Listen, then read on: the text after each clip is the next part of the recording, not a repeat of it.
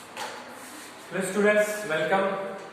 हम पढ़ रहे हैं यहाँ पे चैप्टर जो है वो है why do we fall it. ठीक है, हम जो है बीमार क्यों पड़ते हैं।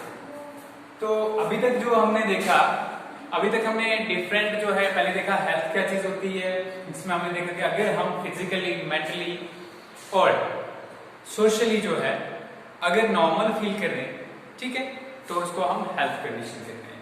जबकि अगर जो है हमारे बॉडी के अंदर जो है चाहे कोई भी ऑर्गन है उसकी फिजियोलॉजी में थोड़ा सा भी प्रॉब्लम आता है, वेदर दैट इज ब्रेन और हमारा डाइजेस्टिव सिस्टम का कोई है। मैंने ये भी बताया था आपको कि हमारी बॉडी के अंदर कंटिन्यूसली प्रोसेसेस चलते रहते हैं। तो ये प्रोसेसेस में अगर थोड़ा सा भी डिस्टर्बेंस आए, चाहे वो आपकी सोच में आए, आपके दिमाग में आए, ठीक है, जिससे आपको जो है मेंटली डिस्टर्बेंस हो जाएगी, या सोशली कोई आपके ऊपर जो है डिप्रेशन या कोई जो है टेंशन वगैरह हो, ठीक है, वो भी जो है आपके ऊपर जो है हेल्दी आपको रहने में जो डिफिकल्टी होगी उससे। और अगर इंटरनली आपकी फिजियोलॉजी में कोई प्रॉब्लम होगी तो उससे भी जो आप हेल्दी नहीं रह सकते। तो उस कंडीशन को क्या कहते हैं? डिजीज कहते हैं। डिजीज के बाद हमने देखा डिजीज की टाइप देखी थी। डिजीज की डिफरेंट टाइप्स थी, जैसे करके अगर शॉर्ट टर्म के लिए डिजीज रहती तो एक्यूट डिजीज एग्जांपल जैसे करके है कॉमन कोल्ड हो गया, जुकाम जिसको हम कहते हैं, 5-7 दिन जो है तक चलती है, उसके बाद जो है अल्टीमेटली खत्म हो जाती है, ठीक है, और उससे कोई ज्यादा इफेक्ट भी ह्यूमन बीइंग्स के ऊपर नहीं पड़ता। उसके बाद नेक्स्ट जो है क्रॉनिक डिजीजेस देखी हमने। क्रॉनिक डिजीज क्या हुई? ऐसी डिजीजेस जो बहुत देर के लिए चलती हैं, इवन दो की अगर जो है इंडिविजुअल की डेथ हो जाए तब तक भी चलती हैं।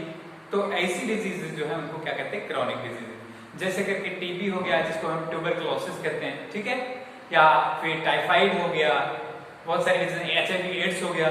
फिर हमने क्या देखा कि कुछ डिजीजेस जो है सारी की सारी डिजीजेस फैलती, हमने देखा कि सारी डिजीजेस नहीं फैलती, सिर्फ ऐसी ही डिजीजेस फैलती हैं जो इन्फेक्शियस हो। क्या हो? इन्फेक्शियस, जो फैलने वाली है उनको हम इन्फेक्शियस डिजीज कहते हैं, ठीक है। तो इन्फेक्शियस डिजीज के अंदर कौन सी डिजीज होती हैं? वो डिजीजेस जो माइक्रोब्स से फैलती हैं, ठीक है, माइक्रो ऑर्गेनिज्म से फैलती हैं। माइक्रोब्स क्या क्या है? माइक्रोब्स में बैक्टीरिया आ गए, वायरसेस आ गए, ठीक है, फिर इसके अलावा जो है प्रोटोजोअन्स आते हैं, ठीक है, वर्म्स होते हैं कुछ। तो ये जो है सारा डिजीज काजिंग ऑर्गेनिज्म है। फिर ऐसे डिजीज काजिंग ऑर्गेनिज्म को क्या कहा जाता है? पैथोजेंस कहा जाता है। क्या कहा जाता है? पैथोजेंस, ठीक है। तो पैथोजन। अभी जो है आज हम इन्फेक्शियस एजेंट देखेंगे। हमने इन्फेक्शियस और नॉन इन्फेक्शियस डिजीज देखी, तो वो डिजीज काजिंग ऑर्गेनिजम्स को क्या कहते हैं? पैथोजेंस भी कहते हैं। तो हम इन्फेक्शियस एजेंट्स देख रहे हैं, ठीक है। इन्फेक्शियस एजेंट परसों भी हमने देख लिया था, लेकिन फिर से एक बार इसको देख लेते हैं हम, ठीक है। इन्फेक्शियस एजेंट्स में क्या क्या है? इन्फेक्शियस एजेंट्स में ऐसे ऑर्गेनिजम्स आते हैं जो हमारे अंदर डिजीज काज करते हैं, ठीक है, जिसमें हमने फिजिकल जो है पढ़ा था और बायोलॉजिकल इन्फेक्शियस एजेंट में 3 चीज आती है। बैक्टीरिया आते हैं, ठीक है, क्या आते हैं? बैक्टीरिया आते हैं, फिर वायरसेस आते हैं, ठीक है। बैक्टीरिया क्या होते हैं? Single cell organism, single cell से बने हुए ऑर्गेनिज्म होते हैं, सिंगल सेल प्रोकैरियोट्स होते हैं, ठीक है। प्रोकैरियोट जो आपने कहां पढ़ा? हम जब डाइवर्सिटी ऑफ लिविंग वर्ल्ड पढ़ रहे थे, हमने देखा तो बहुत सारी टाइप की डाइवर्सिटी हमारे में यहाँ पे एग्जिस्ट करती है, जिसमें बैक्टीरिया है हमारे पास, फिर वायरसेस हैं, फिर अगर ऑर्गेनिजम्स को देखा जाए, बड़े बड़े जो ऑर्गेनिज्म उनमें प्लांट्स हैं, एनिमल्स हैं, तो उसमें हमें बैक्टीरिया जो है ये डिजीजेस काज करते हैं। सारे के सारे बैक्टीरिया जो है डिजीज भी काज नहीं करते, कुछ हमारे लिए इंपॉर्टेंट भी होते हैं, ठीक है। जैसे करके आप पनीर बनाओगे उसमें बैक्टीरिया लगता है, दूध से दही बनता है उसमें बैक्टीरिया लगता है, तो बहुत सारी चीजों में जो है बैक्टीरिया यूज होते हैं, ठीक है। ये हो गया, वायरसेस हो गया, फिर फंजाई आ गया, ठीक है। अब बैक्टीरिया से बोलोगे कौन कौन सी डिजीज होती है, ठीक है। तो जैसे टाइफाइड होता है, सैल्मोनेला टाइफिमुरियम से होता है, ठीक है, निमोनिया स्ट्रेप्टोकोकस निमोनिया से होता है, ठीक है, ट्यूबरक्लोसिस है हमारा। तो ये सारे जो है किससे होते हैं? ये होते हैं बैक्टीरिया से। अब वायरसेस की डिजीज की अगर बात करें तो मोस्ट रिसेंटली बहुत ज्यादा नाम में चल रही है डिजीज जिसका नाम कोरोना है, ठीक है। तो कोरोना डिजीज किससे होती है? वायरस से। और उस वायरस का नाम क्या है? कोविड-19 भी कहते हैं इसको, लेकिन इसका है नाम असल में SARS-CoV-2, ठीक है। तो ये इसका जो है नाम, ठीक है, किसका? जो कोविड डिजीज अभी जो है कोरोना वायरस चल रहा है, जिसकी वजह से पूरे स्कूल बंद पड़े हैं और आपको जो वीडियो देखनी पड़ रही है, ठीक है। तो वायरसेस से इसके अलावा और सारी डिजीज होती है, जैसे कि जाइनस होता है, ठीक है, जैसे कि हेपेटाइटिस A होता है, हेपेटाइटिस B होता है, हेपेटाइटिस B, ठीक है, तो ये सारी डिजीज कौन काज करता है? वायरसेस काज करते हैं। इसके अलावा अगर देखोगी जो है रैबीज होती है, रैप्टो वायरस से रैबीज हो गया, कुत्ते के काटने से, जब कुत्ता काटता है तो आपको इंजेक्शन लगते हैं, ठीक है, 13-14, तो वो किसकी वजह से होती है? रैबीज, वो भी वायरस की वजह से होती है। इसके अलावा HIV एड्स है, ठीक है, एड्स की बीमारी है, सेक्सुअल इंटरकोर्स से लगती है, ठीक है, तो यहाँ पे ये भी वायरस की वजह से होती है। तो वायरसेस भी बहुत सारे डिजीजेस काज करते हैं। इसके बाद फंजाई की बात करें तो आपने मोस्टली देखा होगा बहुत सारे लोगों की चमड़ी पे कुछ अजीब सा जो निकल जाता है दाने या कुछ, तो वो इन्फेक्शंस मोस्टली किसकी वजह से होते हैं? फंजाई की वजह से, ठीक है, जिसको दाद कहते हैं, ठीक है, तो वो आ गया, जिसमें एक्जिमा आ गया, रिंगवॉर्म्स आ गई, ठीक है, तो ये सारी चीजें इसके अंदर आती है फंजाई के अंदर, ठीक है। फिर प्रोटोजोअन्स कहते हैं, प्रोटोजोअन्स क्या होते हैं? प्रोटोजोअन्स आते हैं, दूसरी हमने फाइलम पढ़ी थी मोनरा के बाद, कौन सी? प्रोटिस्टा। तो प्रोटिस्टा के अंदर क्या पढ़ा था हमने? प्रोटोजोअन्स भी एक क्लास थी, ठीक है। प्रोटोजोअन्स जो है फर्स्ट एनिमल्स कहा जाता है उनको, इसलिए प्रोटो मतलब फर्स्ट और जू मतलब एनिमल्स, ठीक है। तो उसमें एक प्लाज्मोडियम है, एक चीज का नाम प्लाज्मोडियम, वो क्या करता है? काज मलेरिया, वो भी फैटल डिजीज है, ठीक है। फिर इसके अलावा काला अजहर होता है, ठीक है, तो ये सारी डिजीज कौन काज करता है? इन सारे ऑर्गेनिजम्स को जो इन्फेक्शियस डिजीज काज करें उनको हम क्या कहते हैं? Infectious agents. क्लियर हो गया, ठीक है। इन्फेक्शियस एजेंट के बाद जो अगले पे चलते हैं टॉपिक का, नेक्स्ट क्या है हमारे पास, ठीक है, पैथोजेंस भी कहते हैं इनको, ठीक है, क्या कहते हैं? पैथोजेंस। अब इन्फेक्शियस एजेंट्स जो हैं वो क्या हो सकते हैं? ठीक है, डिफरेंट टाइप के हो सकते हैं, उनको हम पैथोजेंस भी कहते हैं, या disease causing organism are also called as pathogens. अब देखो हम ऑर्गेनिक स्पेसिफिक जो ऑर्गन स्पेसिफिक डिजीज इफेक्ट्स देखते हैं। क्या हम देखते हैं कि जब डिजीज हमारे अंदर होती है, क्या बीमारी जो हमारे अंदर लगती है, क्या वो सिर्फ किसी एक ही ऑर्गन को डिस्टर्ब करती है या सारी बॉडी को डिस्टर्ब करती है? ठीक है, जो हमारी हम अगर बीमारी से इन्फेक्ट होते हैं तो डिफरेंट पैथोजन जो हमें अफेक्ट करते हैं वो डिफरेंट हमारे बॉडी के ऑर्गन्स में जाते हैं। फॉर एग्जांपल हम लेते हैं, जैसे कि अगर बात करें हम लीवर की, ठीक है, लीवर बहुत सारे वायरसेस की वजह से इन्फेक्ट होता है, वायरसेस की वजह से, और फिर वायरसेस की वजह से जब इन्फेक्ट होता है तो लीवर में क्या होता है? जाइंडस क्या होता है? आपकी स्किन येलो कलर की हो जाती है, जो ब्लड होता है आपका, ठीक है, वो जो है बिलिरुबिन, जो आपका हेमोग्लोबिन होता है जिसमें रेड कलर होता है, वो उसको कौन रिप्लेस कर देता है? बिलिरुबिन, एक येलो कलर का पिगमेंट होता है, जिसकी वजह से आपकी बॉडी पूरी की पूरी येलो पड़ जाती है। तो फिर जब हेमोग्लोबिन आपकी बॉडी के अंदर नहीं होगा तो आप ऑक्सीजन कैसे ले पाओगे? तो ठीक है, तो सबसे ज्यादा जो है कहां इन्फेक्ट किया इसने? लीवर को, ठीक है। अब दूसरा देखते हैं, लंग्स की बात करते हैं, जैसे निमोनिया की बात करी हमने, टीबी की बात करी, और ये अपना वायरस जो है कोरोना वायरस, ये किसको इन्फेक्ट करता है? लंग्स को। कैसे इन्फेक्ट करता है? आपने देखा होगा कि आपके लंग्स के अंदर क्या होता है? छोटे छोटे बैग लाइक स्ट्रक्चर्स होते हैं, ठीक है, छोटे छोटे बैग लाइक स्ट्रक्चर्स, जिसमें ये जब हम सांस लेते हैं तो ये सांस कहां जाती है? बैग लाइक स्ट्रक्चर्स तक पहुंचती है, वहां से ब्लड के अंदर जो है चली जाती है, और ब्लड से जो है कार्बन डाइऑक्साइड आती है, बैग लाइक से वापस बाहर आती है। जब ये बैग लाइक स्ट्रक्चर जो है ये फ्लूइड फिल हो जाते हैं, मीन इनके अंदर जो है पानी लाइक सब्सटेंस भर जाता है, म्यूकस लाइक सब्सटेंस, तो उससे भर जाते हैं तो सांस लेने में हमें बहुत ज्यादा तकलीफ होती है, ठीक है। जब तकलीफ होगी हम सांस नहीं ले पाएंगे, जब सेल्स को सांस नहीं पहुंचाएगी तो हमारी डेथ हो जाती है। दिस इज द रीजन, ठीक है, कोरोना वायरस का इम्पैक्ट सबसे ज्यादा लंग्स के ऊपर रहता है। इसके अलावा टीबी, ट्यूबरकुलोसिस जिसको कहा जाता है, ट्यूबरकुलोसिस, ठीक है, या इसके अलावा निमोनिया, तो ये सारे किसको इन्फेक्ट करते हैं? लंग्स को, ठीक है। आपने देखा कौन कौन सी डिजीज कहाँ इन्फेक्ट कर रही है। इसके बाद अगर गट की बात करें, गट क्या होता है? गट होता है हमारे डाइजेस्टिव ट्रैक के अंदर जो है, इसके अंदर जो है अल्सर्स के लिए एक बैक्टीरिया जो है रेस्पॉन्सिबल है, अल्सर्स, ठीक है। तो ये जाते कैसे हैं? जो मोस्टली लंग को इन्फेक्ट करने वाले जो है वो एयरबोर्न होते हैं। एयरबोर्न का मतलब हवा से ट्रांसमिट होते हैं। जैसे कोरोना वायरस के लिए कहा जाता है मास्क पहनो, क्यों? क्योंकि कोरोना वायरस जो है 3 फीट तक जो है हवा से एक दूसरे तक जा सकता है, और इसको कहते हैं ड्रॉपलेट इन्फेक्शन। मींस अगर कोई छींकता है तो छोटे छोटे हवा में कतरे रह जाते हैं जो हमें दिखाई नहीं देते, बहुत ही छोटे साइज के, तो वो 3 मीटर तक जो हवा में फैल सकते हैं, ठीक है। अगर वहां तक कोई 3 मीटर तक कोई सांस लेता है तो उसके अंदर चले जाते हैं, ठीक है। इसी तरीके से टीबी भी इसी तरीके से फैलता है ड्रॉपलेट इन्फेक्शन से। अब हम बात कर रहे थे लीवर वाली बात, लीवर के जैसे जाइंडस हो गया, टाइफाइड हो गया, ठीक है, टाइफाइड हो गया, ये एक बैक्टीरिया से होता है टाइफाइड, ठीक है। तो टाइफाइड ये क्या करते हैं, हम जब खाना खाते हैं या इन्फेक्टेड चीजें या पानी पीते हैं तो हमारे मुंह के अंदर से हमारे डाइजेस्टिव ट्रैक्ट में चले जाते हैं और फिर इन्फेक्शन काज करते हैं। इसी तरह से बात करें अगर हम मलेरिया, ठीक है, मलेरिया क्या है, मलेरिया में मच्छर जब काटता है तो वो मच्छर जब उसके अंदर जो है ये मलेरिया का पैरासाइट प्लाज्मोडियम, मैंने बताया था पहले जैसे, ठीक है, वो प्लाज्मोडियम पैरासाइट हमारे ब्लड में चला जाता है, वहां से लीवर में जाता है और फिर वापस जो है ब्लड में फैल जाता है। तो ठीक है, तो कौन कौन से इन्फेक्ट हुए हमारे पार्ट, एक तो लीवर हो गया, ठीक है, दूसरा ब्लड हो गया, ठीक है। इसी तरीके से बहुत सारे अगर बात करें एलिफेंटियोसिस एक वर्म से होता है, ठीक है। एलिफेंटियोसिस जो है हमारे मोस्टली जो लिम्फेटिक सिस्टम को इन्फेक्ट करता है। लिम्फेटिक सिस्टम मीन हमारी बॉडी के अंदर 2 ट्रांसपोर्टेशन सिस्टम होते हैं, एक ब्लड होता है, एक लिम्फ होता है। ब्लड में हम मोस्टली ऑक्सीजन वगैरह और न्यूट्रिएंट्स लेके जाते हैं, लिम्फ में हमारे जो है प्रोटीन्स और कुछ जो है हमारे इम्यून सिस्टम के सेल्स प्रेजेंट होते हैं। इम्यून सिस्टम क्या होता है वो मैं आपको बाद में बताता हूं। क्लियर हो गया यहां तक, ठीक है। तो मतलब क्या है कि डिफरेंट जो डिजीजेस हैं डिफरेंट टिश्यूज को इन्फेक्ट करती हैं, ठीक है, समझ में आ गया।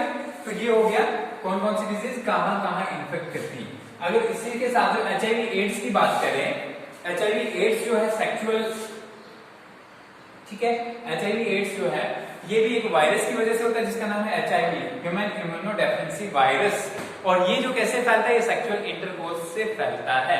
अगर एक इन्फेक्टेड पर्सन है उसके साथ अगर सेक्सुअल इंटरकोर्स करेंगे तो उससे जो है दूसरे ऑर्गेनिज्म में भी फैल सकता है, ठीक है। ये मोस्टली किसको इन्फेक्ट करता है, ये मोस्टली जो है हमारे लिम्फेटिक सिस्टम को इन्फेक्ट करता है। लिम्फ नोड्स होती हैं अलग से, ठीक है, वेसल्स होते हैं, उसके अंदर लिम्फेटिक सेल्स प्रेजेंट होते हैं, ठीक है। और आपका जो है इम्यून सिस्टम के डिफरेंट सेल्स जो होते हैं, B cells, T cells, different type के सेल्स होते हैं इम्यून सिस्टम में, तो वो सेल्स जो है वो उनको ये खा जाता है, कौन, HIV वायरस। और इम्यून सिस्टम का क्या काम होता है, इम्यून सिस्टम हमारी बॉडी के अंदर डिजीजेस से लड़ता है। मैंने बताया कि कोई भी माइक्रोब हमारे अंदर एंटर होता है तो क्या वो डायरेक्टली हमें डिजीज काज करता है। हम अभी जो है दिन में हजारों के हिसाब से जो माइक्रोब्स के साथ इंटरेक्ट होते हैं, उनके साथ हमें हमारा टच होता है, तो क्या सारे के सारे माइक्रोब्स हमें डिजीज काज करते हैं, नहीं।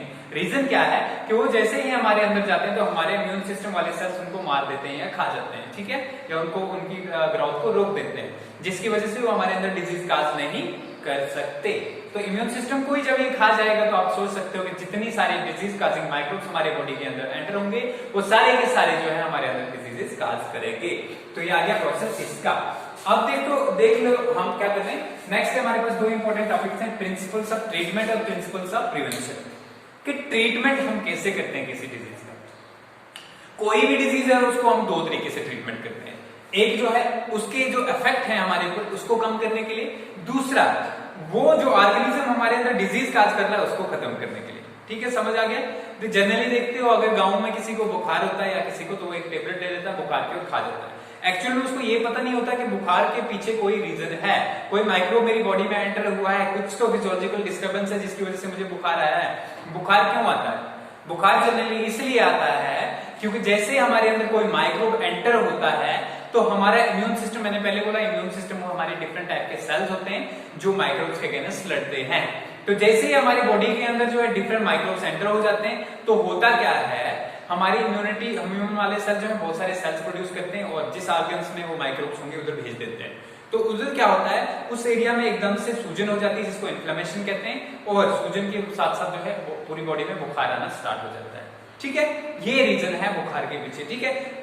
हमारा इम्यून सिस्टम हीट प्रोड्यूस करता है ताकि हीट की वजह से हमारे अंदर जो बैक्टीरिया हो या वायरस हो जो कुछ भी हो उसको किल कर सके, ठीक है, उसको खत्म कर सके।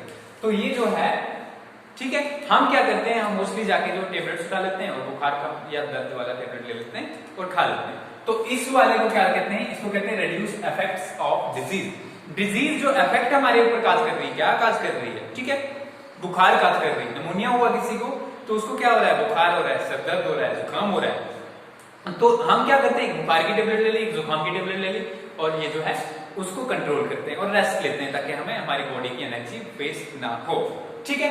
क्योंकि जैसे ही हमारे अंदर कोई डिजीज काजिंग माइक्रोब्स आता है, हमारी रेस्पिरेशन, हमारे सारे बॉडी के physiological process, mostly respiration rate बढ़ जाता है, ठीक है। और रेस्पिरेशन रेट जो अब बढ़ जाएगा तो हमारी बॉडी को ज्यादा एनर्जी चाहिए होती है, तो उस केस में हमें रेस्ट करने की बहुत ज्यादा जरूरत होती है। तो यहाँ पर रिड्यूस इफेक्ट्स हो गया। दूसरा केस है किल द ऑर्गेनिज्म, ऑर्गेनिज्म को ही मार दो जो आपको डिजीज के लिए, जो आपकी डिजीज के लिए रेस्पॉन्सिबल है। तो ऑर्गेनिज्म को कैसे मारते हैं? हमने बहुत सारी ऐसी दवाइयां बनाई हुई हैं जो ऑर्गेनिजम्स को मारती हैं, ठीक है। उन ऑर्गेनिज्म को, मोस्टली बैक्टीरिया वगैरह जो है, प्रोटोजोन्स को मारने के लिए कुछ ऐसी दवाइयां बनाई हुई जिनको हम क्या कहते हैं? एंटीबायोटिक्स। क्या कहते हैं? एंटीबायोटिक्स। और ये एंटीबायोटिक्स ऐसी दवाइयां हैं, ठीक है, जो डिफरेंट माइक्रो ऑर्गेनिज्म से ही हम निकालते हैं, डिफरेंट जो है बैक्टीरिया वगैरह फंजाई से निकालते हैं, और फिर जो है इसको हम अपने अंदर जो है इंजेक्शन के थ्रू या टेबलेट खा के जो है अपने अंदर जो है ले लेते हैं। और उसके बाद जो है ये दवाइयां क्या काम करती हैं? नॉर्मली हमने देखा कि हमारे अंदर फिजियोलॉजिकल प्रोसेस चलते रहते हैं, ठीक है। इसी तरीके से बैक्टीरिया है तो हर एक लिविंग ऑर्गेनिज्म के अंदर फिजियोलॉजिकल प्रोसेस चलते रहते हैं, तो बैक्टीरिया के अंदर भी प्रोसेस, रेस्पिरेशन वगैरह सब चलता रहता है। उसकी सेल वॉल होती है तो सेल वॉल, तो हमारे पास कुछ ऐसी दवाइयां हैं जो हमारे प्रोसेसेस को नहीं रोकेंगी लेकिन बैक्टीरिया के प्रोसेसेस को रोक देंगी, ठीक है, उसको या फिर उसको मार ही देंगी। जैसे करके सपोज करो एक हमारे पास बैक्टीरिया है, बैक्टीरिया जो है जब हमारे अंदर जाएगा तो मल्टीप्लाई होगा। एक बैक्टीरिया तो कुछ नहीं कर सकता, लेकिन जब 50, 100, 200 बैक्टीरिया हो जाएंगे तो वो हमें जो है डिजीज काज करेंगे हमारे अंदर। अब ये जब मल्टीप्लाई हो रहा होता है तो इसको क्या बनाना पड़ेगा? अपने सेल के कंपोनेंट्स, यानी इसको सेल वॉल भी बनानी पड़ेगी। तो मोस्टली हमारे पास कुछ ऐसी एंटीबायोटिक्स हैं जो इसको ये सेल वॉल नहीं बनाने देती, सेल वॉल को ही तोड़ देती है। तो जब ये सेल वॉल नहीं बना पाएगा तो अल्टीमेटली बैक्टीरिया खत्म हो जाएगा। तो ये इन्फेक्ट रहता है, ठीक है। इसी तरीके से वायरसेस जो हैं, क्योंकि वायरसेस मोस्टली होस्ट की जिसके इंसान के अंदर जाते हैं तो उसकी मशीनरी को जो है अपनी प्रोडक्ट्स बनाने के लिए यूज करते हैं, इसलिए वायरसेस को मारना इतना आसान नहीं है, ठीक है। एंटीबायोटिक से वायरसेस नहीं मर सकते, इसलिए वायरल इन्फेक्शन कभी भी हो तो एंटीबायोटिक्स का यूज नहीं करना चाहिए, ठीक है। समझ में आ गया? तो ये जो है कैसे हम ऑर्गेनिज्म को मार सकते हैं। इसी तरीके से हम देखते हैं कि हमारे अंदर बहुत सारी जो प्रोसेसेस हो रहे हैं, हमारे अंदर जो केमिकल रिएक्शंस होती हैं, साइंटिस्ट इन रिएक्शंस को सर्च करते हैं कि हमारे अंदर कौन सी रिएक्शन हो रही है और वो जो है उनके अंदर नहीं हो रही है, और उनके अंदर कौन सी जो हमारे अंदर, तो जो रिएक्शन उनके अंदर हो रही है उस रिएक्शन को वो रोक देते हैं ऐसे केमिकल्स बना के, तो जिससे ये जो है डिजीज काज नहीं कर सकते हैं। तो ट्रीटमेंट इस दो बेसिस पे होता है, ठीक है। एंटीबायोटिक दो टाइप के होते हैं, एक होती है बैक्टीरिसाइडल, बैक्टीरिसाइडल जो बैक्टीरिया को मार ही देती हैं, और दूसरी होती है बैक्टीरियोस्टैटिक, ठीक है, बैक्टीरियोस्टैटिक, ठीक है। ऐसी एंटीबायोटिक जो बैक्टीरिया की ग्रोथ को रोक देती हैं, ठीक है। ये दो टाइप्स की एंटीबॉडीज होती है। नेक्स्ट है हमारे पास प्रिंसिपल ऑफ प्रिवेंशन। क्या है? Principle of prevention. ये तो हो गया कि डिजीज एक बार इंसान में हो गई तो हमको मेडिसिन लेनी नहीं पड़ेगी, ठीक है, उससे बचना ही पड़ेगा। अब दूसरी बात ये है कि बचा कैसे जाए, क्योंकि एक बार डिजीज हो जाती है तो प्रॉपरली, जैसे कि आपने सपोज करो किसी भी ऑर्गन में डिजीज हो जाती है तो वो ऑर्गन उतना प्रॉपर फंक्शन नहीं करता जितना पहले कर रहा होता है, इसलिए हमें कोशिश करनी चाहिए कि डिजीज हमारे पास ना आए। इसलिए बोल रहे हैं कि कोरोना से बचो, अगर कोरोना होगा तो वो बहुत ज्यादा इंपैक्ट काज करेगा, ठीक है। जितने जो है जल्दी जो है आपकी जितनी एक्सटेंडेड लाइफ होगी उससे कम लाइफ कर देगा, अगर वो आपको अल्टीमेटली जो है अगर आप डेथ नहीं काज कर सकता तो बाद के लिए भी जो प्रॉब्लम काज करता है, मींस आपके फंक्शंस को थोड़ा धीमा कर देगा। तो यहाँ पे जो है प्रिवेंशन कैसे की जाए, कैसे डिजीज से बचा जाए, ठीक है। हमारे पास प्रिवेंशन, जब भी हम डिजीज से बचने के लिए दो तरीके के मेथड्स अपनाते हैं। दो मेथड क्या अपनाते हैं हम? एक है जनरल मेथड और दूसरा है स्पेसिफिक मेथड। जनरल मेथड में हम क्या करते हैं कि जनरली हम जो है कोशिश करते हैं कि डिजीजेस से दूर रहें। कैसे दूर रहा जा सकता है? नंबर एक होता है, इसमें वो पहले होता है एक्सपोजर, जो डिजीज काजिंग ऑर्गेनिज्म है उनसे बचें। प्रिवेंशन ऑफ एक्सपोजर क्या है? पहला मेथड है इसमें prevention of exposure, prevention of exposure, ठीक है। प्रिवेंशन में एक्सपोजर, एक्सपोजर क्या हुआ? किसी चीज के साथ मिलना आपका, ठीक है। तो उन माइक्रो ऑर्गेनिज्म से जो डिजीज काज करते हैं उनसे बचना, ठीक है, इसको कहते हैं प्रिवेंशन ऑफ एक्सपोजर। तो प्रिवेंशन ऑफ एक्सपोजर जो है कैसे होगा?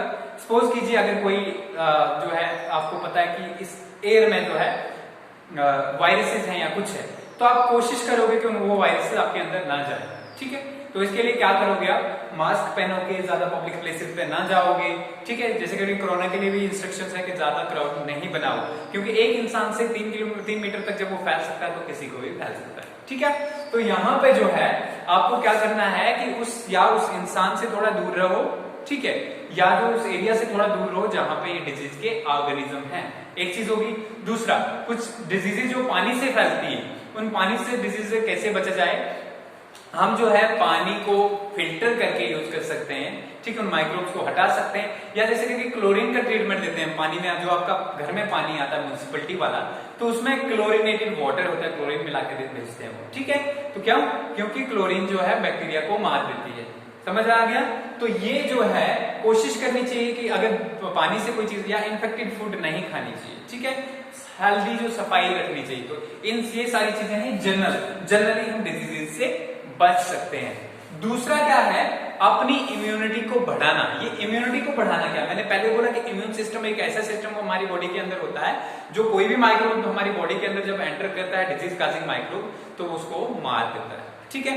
अब इस इम्यून सिस्टम को स्ट्रॉन्ग करना, कैसे स्ट्रॉन्ग होगा इम्यून सिस्टम, अगर हम प्रॉपर डाइट करेंगे, प्रॉपर खाना खाएंगे, ठीक है, जो हमारी डाइट में नेसेसरी चीजें होती है जैसे प्रोटीन्स, विटामिन्स, ठीक है, इसके अलावा मिनरल्स जो है जो प्रॉपरली लेंगे, तो हमारी इम्यूनिटी स्ट्रांग होगी, और जितनी हमारी इम्यूनिटी स्ट्रांग होगी तो इन डिजीजेस से उतना ज्यादा हम बचेंगे। तो ये 2 तरीके हो गए प्रिवेंशन में। पहला जो है आपका जनरल तरीका है, दूसरा है स्पेसिफिक तरीका, एक किसी खास डिजीज से हम कैसे लड़ सकते हैं, कैसे बच सकते हैं। इसके लिए होता है वैक्सीनेशन, इसके लिए क्या होता है, इम्यूनाइजेशन।